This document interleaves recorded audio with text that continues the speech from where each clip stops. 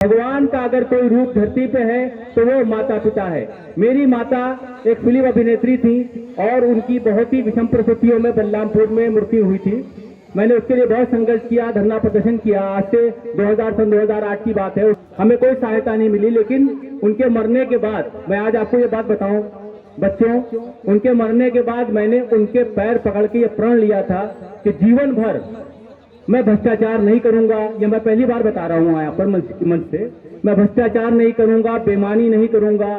और मैंने उनके प्रण पैर पकड़ के लिए कि मैं कभी भी ऐसा कोई गलत काम नहीं करूंगा, कभी भी देश के लिए अहित का काम नहीं करूंगा, कभी कोई ऐसा काम नहीं करूंगा जो समाज में विसंगतियां पैदा करें, कभी कोई ऐसा काम नहीं करूंगा, अपने चरित्र को बिल्कुल बनवान रखूंगा।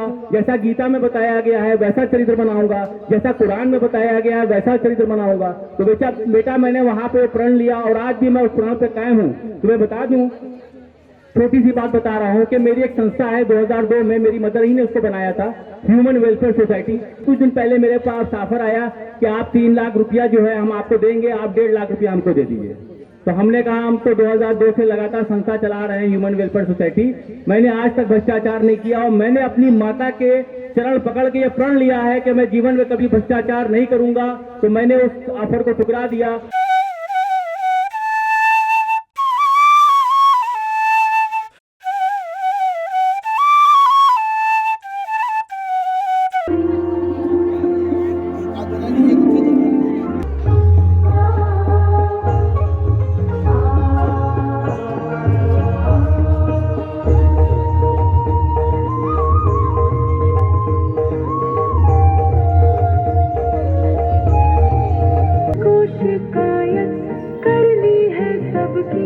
मुझको सताते हैं माँ।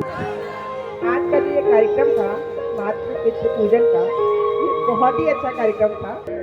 आज का जनमानस अपने माता पिता की बातें सुनता नहीं है, समझता नहीं है और परिवारों में बहुत सारा टकराव की स्थितियां देखने को मिलती हैं। बुजुर्ग माता पिता को अपने पास में रखना चाहिए और खास करके महिलाओं को चाहिए कि महिलाएं जो कि उन लोगों को सोचना चाहिए जिस प्रकार से उनके माता पिता होते हैं उसी प्रकार से उनके पति के माता पिता हैं। तो जिस प्रकार से महिलाएं अपने माता पिता का सम्मान करती हैं और उनका मान सम्मान करती हैं, उनको मानती हैं, उसी प्रकार से अपने पति के माता पिता को भी मानना चाहिए। उनका अवधेश गुप्ता जी धन्यवाद। अब हमारे बीच में जो है मधेश अली साहब हैं, वरिष्ठ अधिवक्ता और पत्रकार।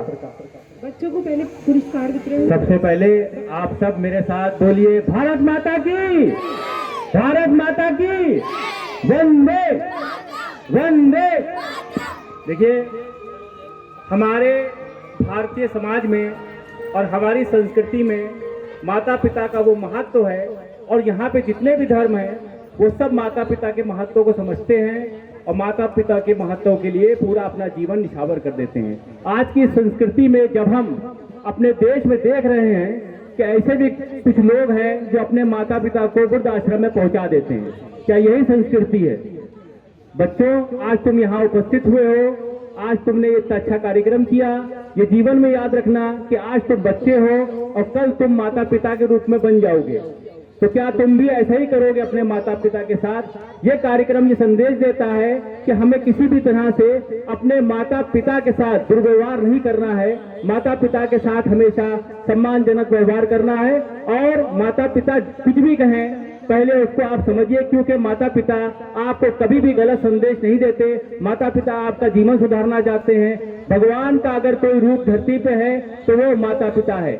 मेरी माता एक फिल्म अभिनेत्री थी और उनकी बहुत ही विषम परिस्थितियों में बलरामपुर में मृत्यु हुई थी।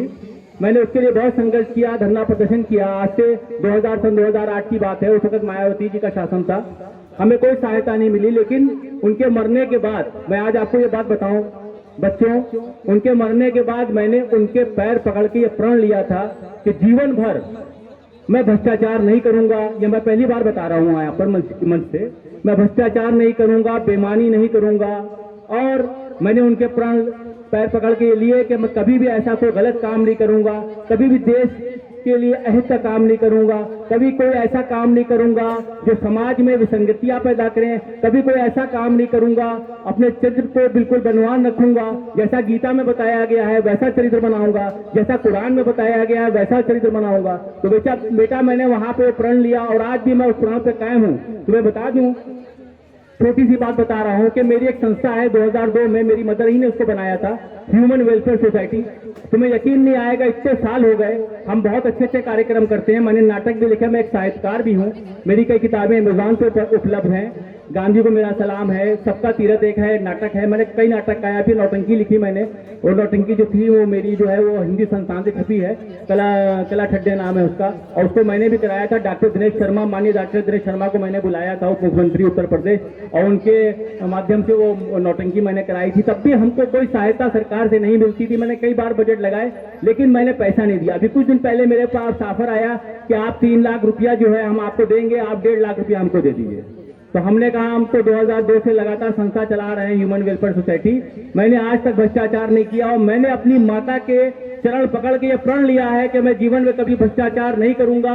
तो मैंने उस ऑफर को ठुकरा दिया और पैसा नहीं लिया। पैसा सब कुछ नहीं है बच्चों, बालकों, ये याद रखो, पैसा कुछ भी नहीं होता है।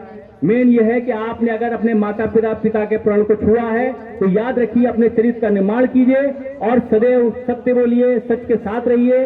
और देखिए, याद रखिए, सरकारें आनी जानी है, समाज बदलता है, सब कुछ बदलता रहता है, लेकिन आदमी के आदर्श नहीं बदलते हैं। तो माता पिता से जो आपको आदर्श मिले हैं और जो आपने उनके लिए प्रण किया है, ये उनकी सच्ची श्रद्धांजलि है। आप उनकी सेवा, अगर आपके माता पिता जीवित नहीं है तो उन्होंने जो उपदेश आपको दिए हैं आप उसके पालन कीजिए और उन उपदेशों पे चलिए।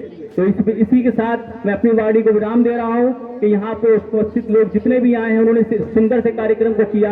और यकीन मानिए बच्चों, हमेशा सत्य का साथ दीजिए, ईमानदारी से जिए, और ईमानदारी से जीने वाले कभी पीछे नहीं रहते, बहुत दूर तक जाते हैं। इसी के साथ, इस संदेश के साथ, क्योंकि समय कम है, मैं आप लोगों को जो है सबको यहाँ उपस्थित लोगों को बहुत बहुत धन्यवाद कहता हूँ, और इस सुंदर कार्यक्रम के लिए आयोजकों का बहुत ही धन्यवाद करता हूँ, और आशा करता हूँ कि आने वाले समय में इससे भव्य आयोजन इस तरह के किए जाएं ताकि माता पिता और बच्चों के बीच में जो दूरियां बढ़ती चली जा रही हैं समाज में, वो समाप्त हो सके। जय हिंद, जय भारत।